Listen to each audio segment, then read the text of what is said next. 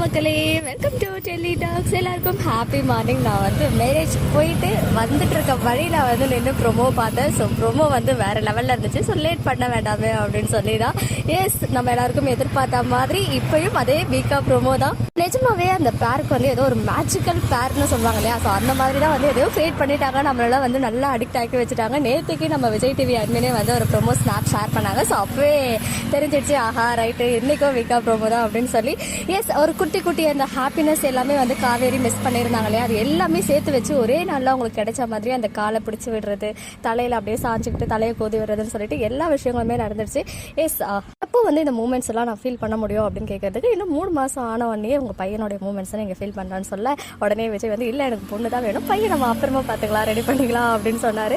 And அது மட்டும் இல்லாமல் நீ வீட்டுக்கு வந்துடுறேன் காவேரி அப்படின்னு சொல்லும் போது ஃபினான்ஷியல் சப்போர்ட் தானே அதை நான் பண்ணுறேனே அப்படின்னு சொல்கிறாரு. பட் நம்ம காவேரி வந்து அப்பளம் பிஸ்னஸ் மட்டும் கொஞ்சம் நல்லா வந்து பிக்கப் ஆகட்டுங்க, நான் பிஸ்னஸ்லேருந்து விலகிடுறேன் அப்படின்னு சொல்லிட்டு நிஜமாவே அந்த பார்க்கறதுக்கு அந்த விஷுவல் இருக்கு இல்லையா, விஷுவல் ட்ரீட் மாதிரி நமக்கு லாஸ்ட் வீக் ஃபுல்லாக இருந்துச்சு. அது இன்னும் ஒரு நாள் 2 நாள் கண்டினியூ ஆக போகுது அப்படின்னு நினைக்கும் போது ரொம்ப ஹாப்பியாக இருக்குது. ஸோ பரவாயில்ல, இந்த போதும் நமக்கு ஒரு பெரிய ட்ரீட்டாக இருக்குது. பட் அதுக்கப்புறம் வந்து பெரிய பூகம்பங்கள்லாம் வர இருக்குது. இருந்தாலும் நமக்கு ஒரே நாளில் இது முடிக்காமல் ஒரு 1.5 வாரத்துக்கு இழுத்துருக்காரு இல்லையா பிரவீன் சார், அது வரைக்கும் நம்ம எல்லாருமே ஹாப்பியாக அதை வந்து என்ஜாய் பண்ணுவோம். அதுக்கப்புறம் வந்து ரெடி ஆகிக்கலாம், என்ன வந்தாலும் சமாளிச்சுக்கலாம் அப்படின்ற ஒரு பெரிய ஒரு மன தைரியம் வந்து விகா ஃபேன்ஸ் அண்ட் எம்என் ஃபேன்ஸ்க்கு வந்தாச்சுன்னு தான் சொல்லணும். ஸோ ப்ரோமோ செமையாக இருக்குது. நீங்கள் என்ஜாய் பண்ணிங்களா, எப்படி இருந்துச்சு அப்படின்னு கமெண்ட்டில் சொல்லுங்கள். ஓகே மக்களே, நெக்ஸ்ட் வீடியோவில் மீட் பண்ணுறேன். எக்ஸ்க்ளூசிவ் அப்டேட்ஸ்க்கு மறக்காம நம்ம யூடியூப் சேனலை சப்ஸ்கிரைப் பண்ணிக்கோங்க.